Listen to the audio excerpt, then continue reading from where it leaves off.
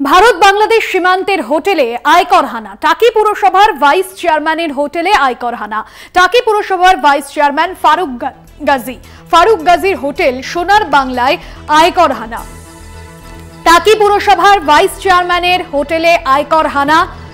Vice chairman Faruk গাজীর হোটেলে সোনার বাংলায় আয়কর হানা। সঞ্জিত চক্রবর্তী প্রতিনিধি রয়েছেন ফোন লাইনে। সঞ্জিত, ঠিক কোন বিষয়কে কেন্দ্র করে আয়কর হানা, কি জানা যাচ্ছে, কোন সূত্রে আয়কর আধিকারিকরা পৌঁছল ওই হোটেলে? দেখো, ইতিমধ্যে তিনটে আয়করের দপ্তরের যে গাড়ি, তারা সাত সকালে কিন্তু টাকি পৌরসভার যে ভাইস চেয়ারম্যান আছে, সে ভাইস চেয়ারম্যানের যে হোটেল রয়েছে, সেই হোটেলে কিন্তু একেবারে ভারত বাংলাদেশ সীমান্তের সেই হোটেলে কিন্তু আয়কর দপ্তরের আধিকারিকরা এসেছেন, হানা দিয়েছেন।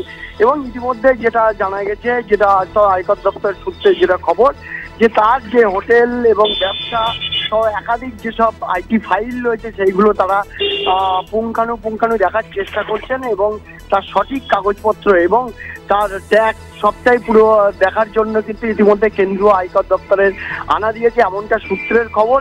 এখনো পর্যন্ত বেশ কয়েকজন আধিকারিক কিন্তু সেই হোটেলের গেট দিয়ে অর্থাৎ তারা হোটেলের মধ্যে ঢোকে এবং সে তিনটে গাড়িতে আধিকারিকরা বেশ কয়েকজনের প্রতিনিধি আধিকারিক আছেন, তারা হোটেলের মধ্যে প্রবেশ করেছেন, তারা কথা বলছেন। হোটেলে একদিকে যেমন প্রথমেই যারা আছে সিকিউরিটি গার্ড, তাদের সঙ্গে কথা বলেছেন, তারপরে যারা দায়িত্বে আছেন কেয়ারটেকার, তাদের সঙ্গে কথা বলছেন, বিভিন্ন যারা ওই হোটেলের দায়িত্বে রয়েছে তাদের সঙ্গে কথা বলছেন।